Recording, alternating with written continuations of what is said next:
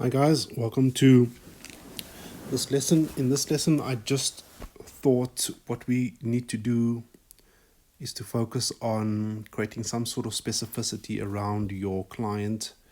Although we told you it's a botanist, the purpose of creating specificity around your client is that it gives you greater kind of specificity for your project. So, for example, and this is a process that Kashio brought up. I thought it was very valid, so I would like you to include this in part of your design process. The purpose of looking at different types of botanists is it gives you a different insight into and a much better depth into the kind of program that you're working on. So, for example, if I had to say that this botanist is working with cherry tomatoes,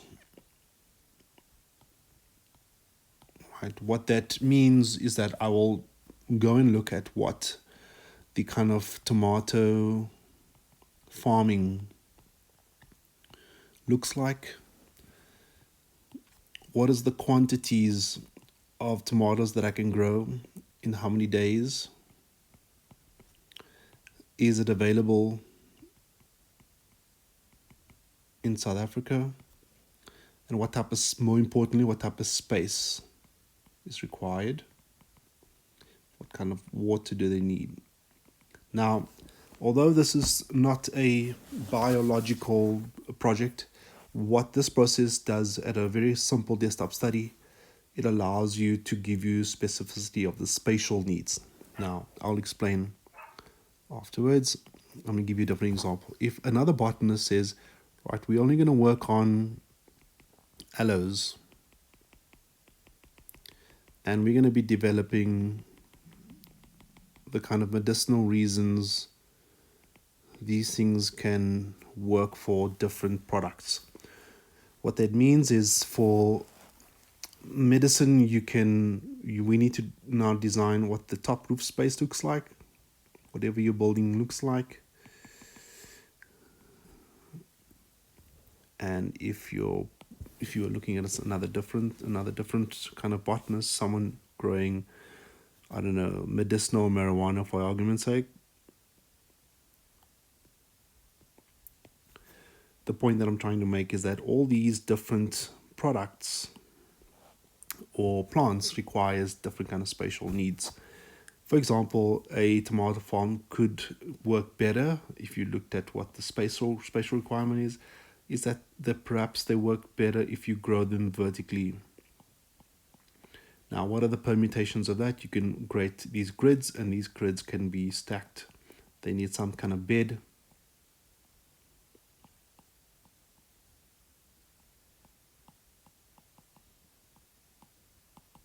Now, these beds could either be like that, or they can be connected, and you can walk in and out of them. Alternatively, they can be round, and you could grow them from the base, and they could grow into these circular things. So that's a spatial ramification of looking at what type of farming you're doing for tomatoes. Now, if you had to do aloes, for example, aloes require almost zero structure above because they need full sun, and they can be grown in boxes. You can make them linear, you can make them round, whatever the case may be. And that's quite simple to consider. The water requirements for tomatoes and aloes will be completely different because here you might consider, let's just say to use a different color, for example, spray on the top versus kind of a spray that requires, or kind of a mist, maybe a mist is required, because aloes require less water compared to marijuana, which needs very different kind of watering techniques. whereas marijuana perhaps needs a semi-enclosed space that can be controlled with the fan and so on. So what does this all mean for the architecture? Well, let's just think about this quickly. If I had to take my tomato growing option and I had to say, if I have a roof garden and my building is, let's take for example my building is square, and I'm going to create these vertical gardens, what a trick that I always try to do is I try not to come along and make something completely separate from another thing. I try to always integrate it. So if I to consider this to be a steel mesh, I would consider that that steel mesh goes all the way down to the ground. And if I could infuse that mesh as part of my architecture,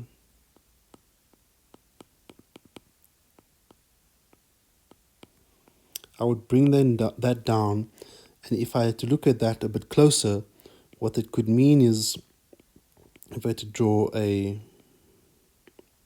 perspective, can that mesh come down and actually form a sun shading device for parts of my building where I have sun?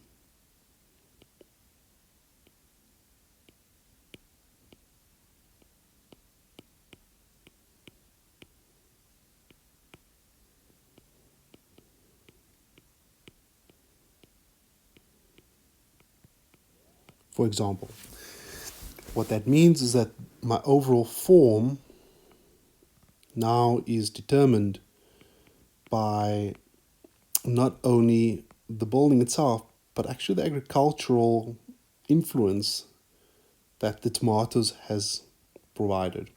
Now, this building would look completely different if I had to consider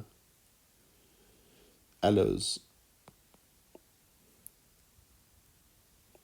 What would I think about if it was the aloe type setup? So if I had an aloe, my building was square,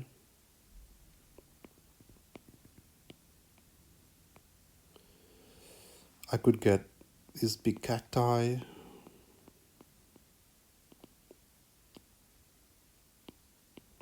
these big succulents. And that's what it would normally look like if I had to place this. And they would probably sit in boxes or plants. But remember, I was saying that my architecture must never feel like it's a separate thing. So if I had to just think about this slightly differently, if the requirements for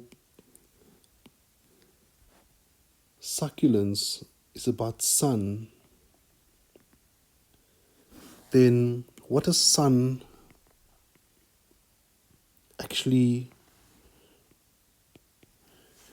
what does the architecture need to do in order to get to the sun? If my building was looking like this, if it was standing on stilts, then I would try to get the maximum sun. Now, I could start slanting my roof like that so that I can get access to more of that.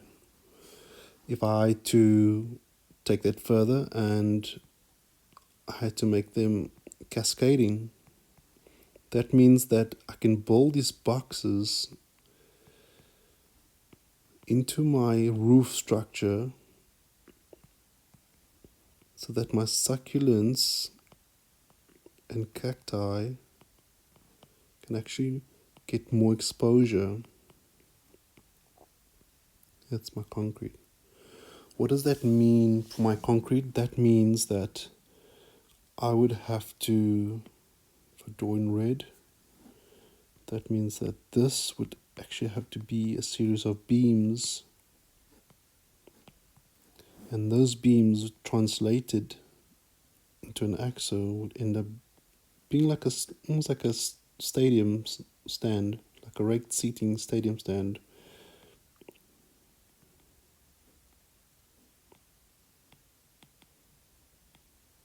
And that's how that could relate to my architecture. Of course, I haven't even considered the drainage of that yet. What that means is if my building ends up looking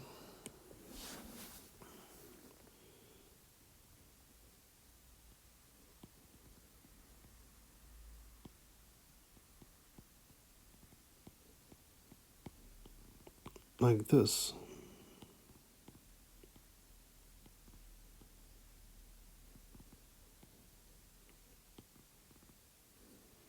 that's not a good drawing.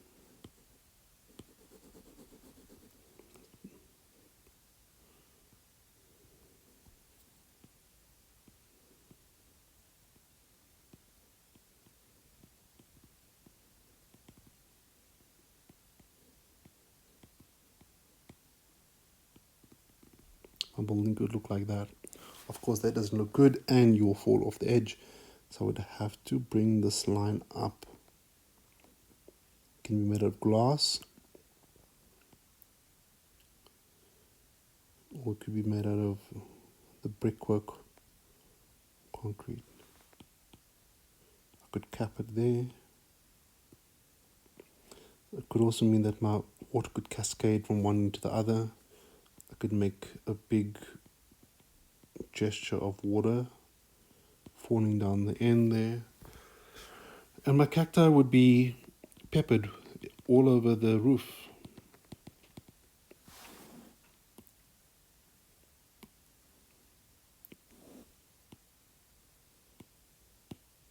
Like that.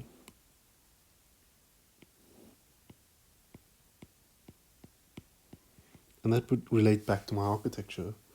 So I think what I'm trying to establish and what I'm trying to make as a point is that the type of botanist that you can choose can actually begin to influence your architecture. So can you make this part of your process, please, because it will help you drive your process. What you end up having in the end is you end up having a generic project with a very flat roof and you don't know what to do with it. So use this as a design process that will enhance and enrich your design, your project. Thank you.